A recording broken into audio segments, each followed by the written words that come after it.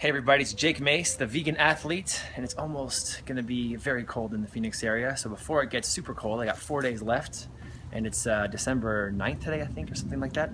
And so I'm gonna take the rest of this raised bed that was beans.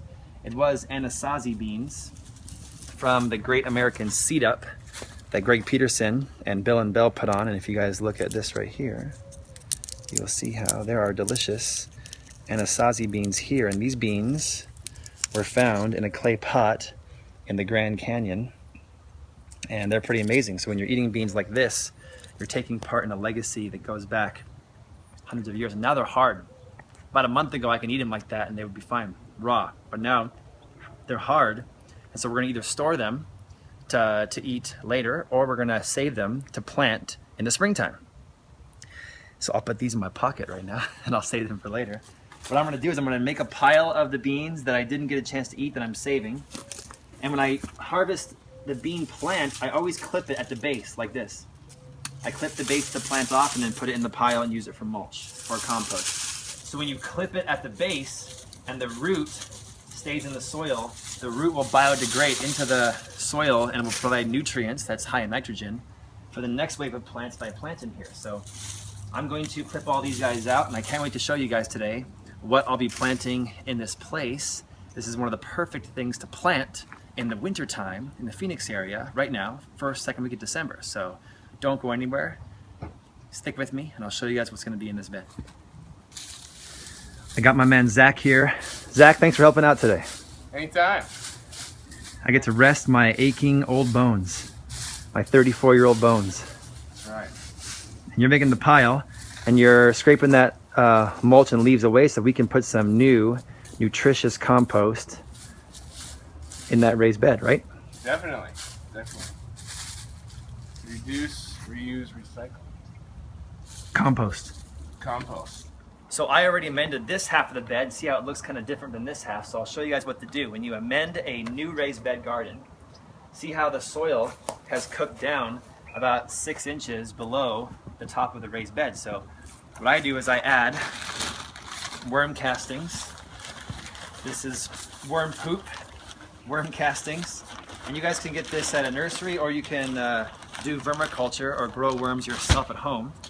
Then I have a bucket here full of coconut coir, which is a great alternative to peat moss, because peat moss is like oil. It's not renewable, where coconut coir is renewable. So coconut coir holds moisture better than peat moss.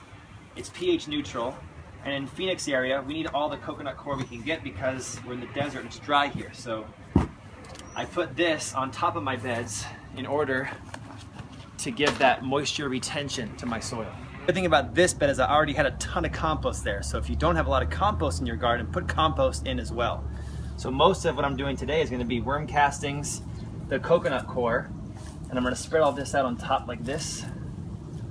Coconut coir usually comes in a block, and you pour water on the block, and then once it absorbs the water, it turns into a growing medium like this. And now look at that, black worm castings, yeah, all mixed together.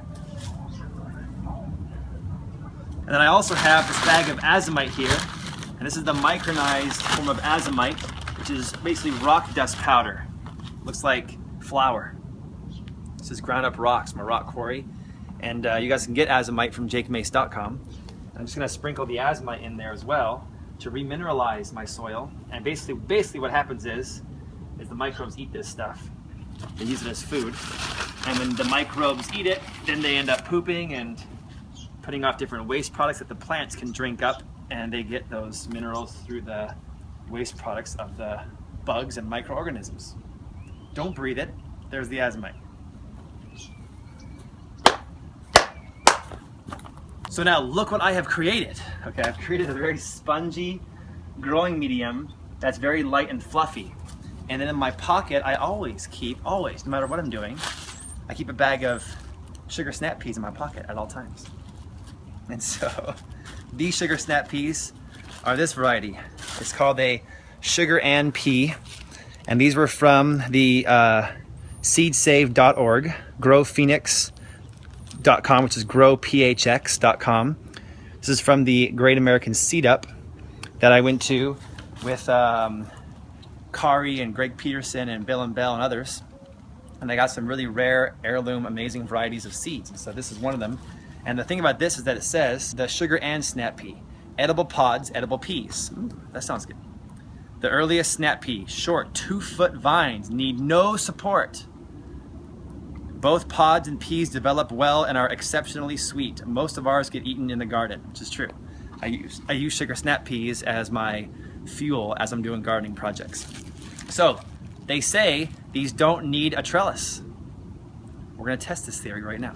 So I'm growing these in the winter time and they'll do well and they'll germinate and they'll grow into plants until the summer heat temperatures hit. So watch this, we're gonna go seed, and I plant sugar snap peas close together because in my experience I found that they can be like 6 inches apart, even closer than that. So don't be afraid to put them too close together. Because as long as you have compost, azomite, worm castings, coconut coir in your soil, then you're gonna be good to go. To make sure that I get at least one to germinate, I usually put 3 or 4 in one hole. So, and that way my chances of having one germinate are better. And now here's the rule of thumb, the Jake Mace rule of thumb. I'm wearing the Mace's Mix shirt, so you guys can memorize my perfect soil recipe. It's on my shirt. And you guys could just read the shirt and get the recipe, or you can go to jakemace.com and get one of these shirts and support us yourselves. It's a great gift idea too if you want to get the Jake Mace Mix for raised bed gardens or the Jake Mace Mix for planting a tree.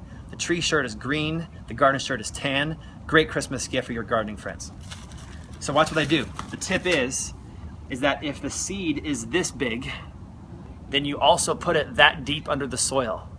If the seed is bigger, put it deeper. If it's smaller, put it smaller. So you only put the seed under the soil the diameter that the seed is. Too deep will kill a seed. Too shallow, it will still be okay. So always default shallow. So watch, get in here nice and close, I'll show you guys what I do. I'm gonna just push, push, push, push, push, push, just about that far, maybe like a 1/4 inch. Make like a little triangle under the soil there. And that's kind of how I do it right there. I've seen other gardeners like my friend Greg Peterson throw the seeds out and just go like this. That's a good method too. No matter what you do, you're gonna have things germinate and grow. So now that they're pushed into the soil like that, all I do is I just take my hand and I just brush the soil over the top just like that. Brush it over the top of these ones, brush it over the top of these, brush over the top of these, brush over here, and brush over here. And I'll keep doing this all down the garden. And then please subscribe to my YouTube channel, hit the like button for this video, check out my online gardening school at jakemace.com, and follow me on Instagram at jakemacetaichi, because I'm gonna be doing updates on how this garden grows throughout the winter and springtime, so you guys can see what these look like when they're mature and edible and ready to put in my belly. So thanks for joining us on this episode.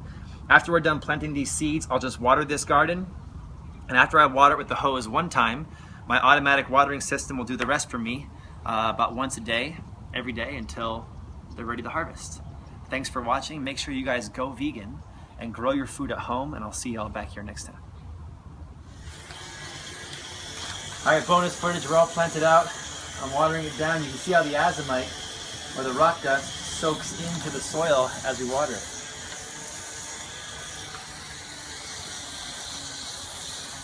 And so now that everything is wet, the germination process has begun.